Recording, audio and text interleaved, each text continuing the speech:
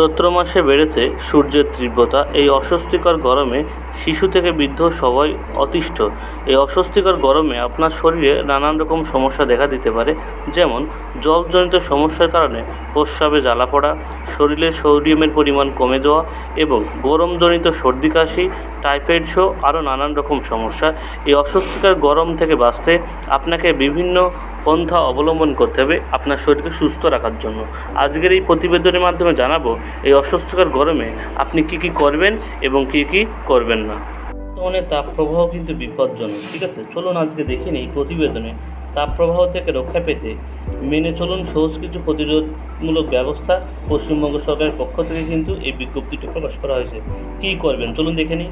বলছে, তৃষ্ণার্তবোধ না করলেও নির্দিষ্ট সময় অন্তর জলপান করুন। সবসময় জল সঙ্গে রাখুন, অর্থাৎ আপনার যদি তৃষ্ণা নাও পায় আপনি কিন্তু ঘন ঘন জল পান করুন। কোনোভাবেই আপনার শরীরে জলের ঘাটতি করতে দেওয়া যাবে না। তারপরে 2 নম্বরে বলছে, সূর্যালোক বেরোনোর সময় হালকা রঙে ঢিলেঢালা পোশাক পরুন। অর্থাৎ পোশাকের ক্ষেত্রে আপনাকে কিন্তু সচেতন হতে হবে। আপনাকে কিন্তু ঢিলেঢালা পোশাক পরতে হবে, অর্থাৎ টাইট পোশাক কিন্তু আপনি পরবেন না। 3 নম্বরে বলছে, মাথায় সর্বদা টুপি বা কাপড় বা তোয়ালে দিয়ে ঢেকে রাখুন এবং ছাতা ব্যবহার করুন। পায়ে জুতো বা চপ্পল পরে তবেই বাইরে বেরোবেন। অর্থাৎ আপনার মাথাটা কিন্তু রৌদ্রের হাত থেকে রক্ষা পাওয়ার জন্য সবসময় যে কোনো রুমাল, আপনার সাথে যদি রুমাল থাকে রুমাল, কাপড়ের যে কোনো জিনিস, অর্থাৎ বাইরে বেরোনোর সময় ছাতা অবশ্যই আপনি ব্যবহার করুন এবং খালি পায়ে কখনোই কিন্তু বাইরে বেরোবেন না। তারপরে 4 নম্বর বলছে, হালকা খাবার খান এবং জলীয় অংশ বেশি আছে এরকম ফল যেমন তরমুজ এবং শশা খান। আপনি কিন্তু হালকা খাবার খাবেন, যেখানে জলের পরিমাণটা বেশি আছে সেটা কিন্তু খাবেন। এখানে বলে রাখি, শুকনো জাতীয় খাবার খাবেন না, তাতে কিন্তু আপনার শরীরে ডিহাইড্রেশন হয়ে যেতে পারে। তারপরে 5 নম্বর বলছে, বাড়িতে তৈরি পানীয় যেমন লেবু রস বা শরবত পান করুন। অর্থাৎ আপনি নিজের বাড়িতে বসে কিন্তু পানীয় জল হিসাবে লেবুটা কিন্তু একটা জলের মধ্যে গুলিয়ে সেটার মধ্যে একটু নুন জল গুলিয়ে আপনি কিন্তু খেতে পারবেন। সেটা কিন্তু আপনার শরীরের জন্য খুবই উপকার। পশুদের ছায়াযুক্ত আশ্রয়ে রাখুন, তাদের যথেষ্ট পরিমাণ জল খাওয়ান। ঘর ঠান্ডা রাখতে পর্দা, খসখসে সানসেট ইত্যাদি ব্যবহার করুন। রাতে দরজা জানালা খুলে রাখুন। অর্থাৎ আপনার বাড়িতে যেহেতু প্রাকৃতিক হাওয়া যথেষ্ট পরিমাণ ঢোকে, সেই ব্যবস্থা কিন্তু আপনাকে করে রাখতে হবে। স্থানীয় আবহাওয়া সতর্কতার দিকে খেয়াল রাখতে হবে, কখন কোন আপডেট তারা দিচ্ছে। অসুস্থ হলে দেরি না করে অবশ্যই আপনি হসপিটালে বা স্বাস্থ্যকর্মীর পরামর্শ নিন।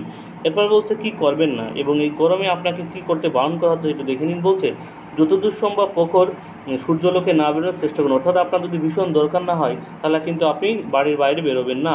দিনের বেলা তীব্র রোদে বেশি পরিশ্রমসাধ্য কাজ না করাই ভালো। অর্থাৎ আপনার যে কাজে বেশি পরিশ্রম সেটা দিনের বেলা না করাই ভালো, বিকালের দিকে করাইটাই কিন্তু শ্রেয়, ঠিক আছে।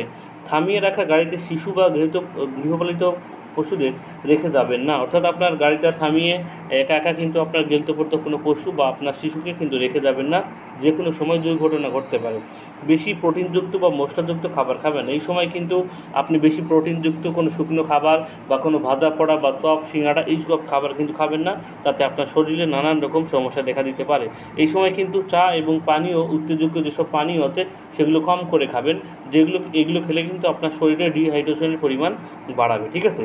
কোন ব্যক্তি বলছে হিটস্ট্রোক অসুস্থ হলে কী করবেন। অর্থাৎ কোনো ব্যক্তি যদি খুব অসুস্থ হয়ে যায়, হঠাৎ গরমের মধ্যে হয়তো কোনো ব্যক্তি অসুস্থ হয়ে যায়, আক্রান্ত ব্যক্তি ঘরের ভেতরে ছায়াযুক্ত অপেক্ষাকৃত শীতল অঞ্চলে নিয়ে যান। অর্থাৎ কেউ যদি হঠাৎ কোনো জায়গায় অসুস্থ হয়ে যায় তাকে শীতল একটা নিরাপদ জায়গা, অর্থাৎ যেখানে শীতল আবহাওয়াতে সেখানে নিয়ে যান।